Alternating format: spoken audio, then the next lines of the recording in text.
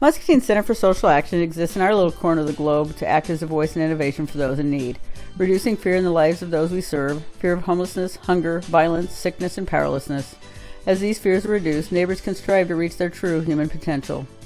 It began in 1991 when the YMCA moved out of 312 Iowa Avenue and MCSA began filling gaps in our community. The building was quite a glamorous sight in the beginning, but with a bit of lipstick and love, it has been transformed into a mighty good neighbor.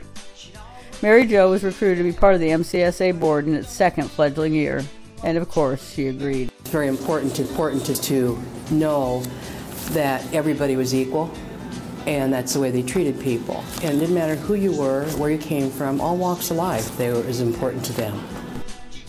Dick and Mary Jo believed in the mission of MCSA and chose to walk alongside those most in need. They took their walk with love and goodness. And I think anyone that is familiar with MCSA's history would say the Stanleys often led the walk, through love, through their presence, and through their actions. Mary Jo served nearly a decade in her board capacity.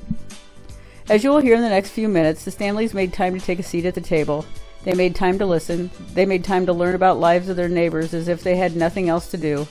They were fully present and actionable, which is evidenced by the programs at MCSA that would not exist or would not have been as robust without their grace. The many lives touched, changed, and transformed. During the first few years, MCSA sheltered homeless single men in the gym and offered a variety of other programs. In 1996, Mark Patton, the executive director, got a grant from Phil Collins, yes, that Phil Collins, to construct the family shelter of the existing pool. This is the family shelter which was built to accommodate families and single women. Vulnerable populations are often underserved in their health care needs. Those in poverty have a 12-year shorter life expectancy than someone in a different wealth class, and this is widening. MCSA and its collaborative partners have strived to make health services more accessible, and Dick and Mary Jo wholeheartedly supported these initiatives. Sister Maurice, past executive director, talks about Dick and Mary Jo. She says, "And I remember the evening Dick and Mary Jo sat with a few other community leaders around Anita Olson's dining room. We were considering the possibility of bringing the University of Iowa Pediatric Dental Clinic to MCSA. Dick and Mary Jo truly cared about the little people, the big people, and all the people in between. We were personally encouraged and empowered, more confident when we began new initiatives with Dick and Mary Jo sitting at the incubation table. And thus the University of Iowa Pediatric Dental Clinic was born in the garden level. That's what we call the basement because we're kind of classy, in the back of our homeless shelter. The docs and residents visit 2 days a week, and last year provided critical dental care to more than 700 children. Next came the Adult Eye Clinic. Dr. Corpy has donated his time and care so those in need can get an eye checkup and brand new glasses for just $10. He has taken the unsighted and given them sight and hope.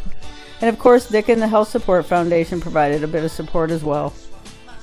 We needed mental health services, and once again, Dick and the Health Support Foundation helped us ready the offices. We now have Robert Young Behavioral Health Services, which served 490 from our community last year, and 3 family empowerment therapy offices. The only thing we were missing was conveniently located health services, so Dick and the Health Support Foundation recently gave us seed money to have a registered nurse from Muscatine Public Health in our building for the downtown community. Dick sent us a letter confirming their commitment the week he passed away. The downtown clinic will begin later this summer, serving the most vulnerable. Our garden level also includes an after-school program for children with disabilities and a full community kitchen that Dick and the Health Support Foundation helped freshen up a bit. MCSA began a housing stability program in 2011. We like to say it competes against the shelter and keeps people where they belong in their homes, but funding is always a bit of a concern.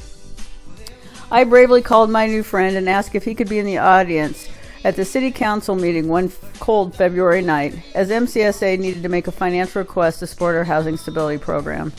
At the age of 83, after working all day, Dick left the office at 5:30, walked a couple of blocks to City Hall, sat quietly in the audience in support of the program, and then walked back to his office in his car at 7 o'clock on that cold February night. I'm certain he would have rather been home with Mary Jo, but he made the deliberate choice to support through his presence the program that kept families and children housed in our community.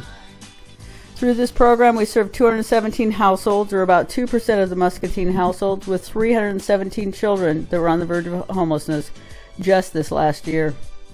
Our clients in this program pay 60-80% of their income for housing expense, leaving little left for food, transportation, and health necessities. They are a hiccup expense away from homelessness. The average assist to stabilize a family is $140. Here's a picture of one young man in our homeless prevention program that received a gift from Santa Claus. Heartwarming. When the domestic violence shelter was about to be closed, we can't show you the actual house because it's at an undisclosed location. Dick and Mary Jo were at the forefront of the conversation to find a viable path to keep it open. What they knew is that those escaping their abusers need safety, and it needs to be local, so women can remain in their jobs and children can remain in their schools, with the stable support of their friends and teachers. To that end, Dick and Mary Jo supported the move to MCSA, assisted with the fundraising, took part in meetings, and continued to be at the table, at the podium, and at the celebrations to sustain its operations. Last year, the domestic violence shelter housed 39 adults with 30 children, giving them safety, respite, and education to break the cycle of violence.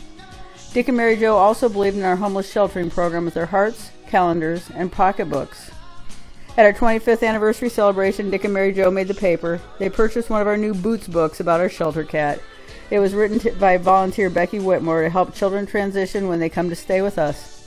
The cool part is it was illustrated by someone sleeping in the gym.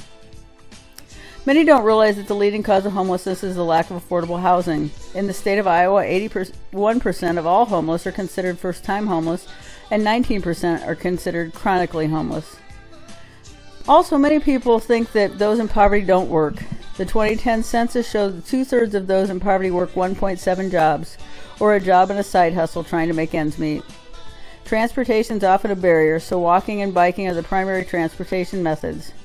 We had one dad who biked back and forth from Wilton in the winter, at night, to his job. We expect 3 things while people stay with us at the shelter. They pay a little to stay, that's laddered by what they can afford. They clean the building, and most importantly, they develop a case plan from their goals by working with our social worker. This differs with each guest, but typically the focus is housing and income, and if other barriers are identified, resources are aligned as well.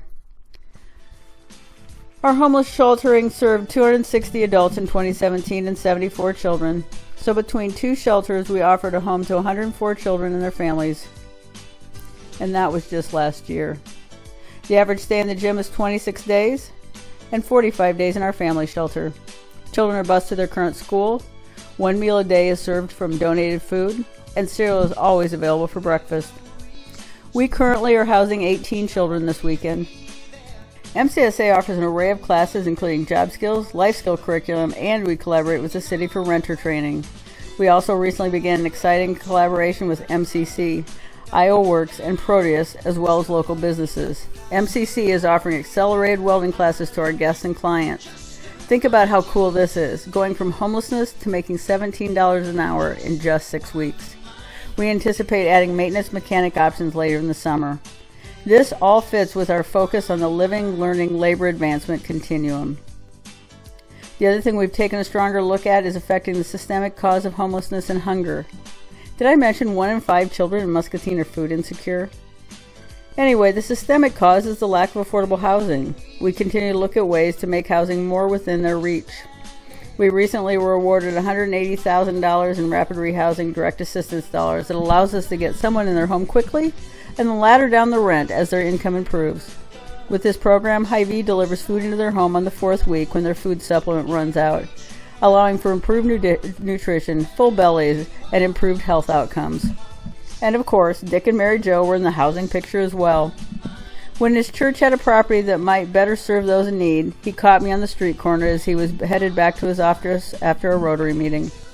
He was a 52-year Rotarian.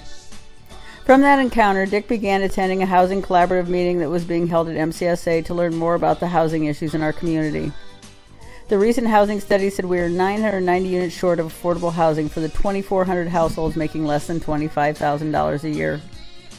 Thanks to Dick's foresight, the Muscatine Welfare Association, MCSA, a private donor, and the City of Muscatine, 70 community volunteers, and First Presbyterian Church, he and Mary Jo's beloved church. As I understand it, Mary Jo's dad had been a pastor at one time, and Dick carried a pretty mean tune in the choir. Thanks to all of that collaboration, we will begin housing up to a dozen people that were literally homeless in permanent supportive units in the next 2 weeks. In addition, MCS offers 35 dorm-style rental units on their second floor, 12 units in partnership with Muscatine Welfare Association for those with disabilities, 5 units in partnership with Zion Lutheran Church, 8 units for senior men with Magnus, and 2 units with a local landlord, all providing permanent support. MCSA is currently collaborating with other vested partners on opportunities to further expand affordable housing inventory within the community. In order to be the voice and innovation for those in need, we began the Poverty to Possibility lecture series, and of course, Dick was there for the inaugural community kickoff. Dick and Mary always involved in community building, and the mission of MCSA is all about community building.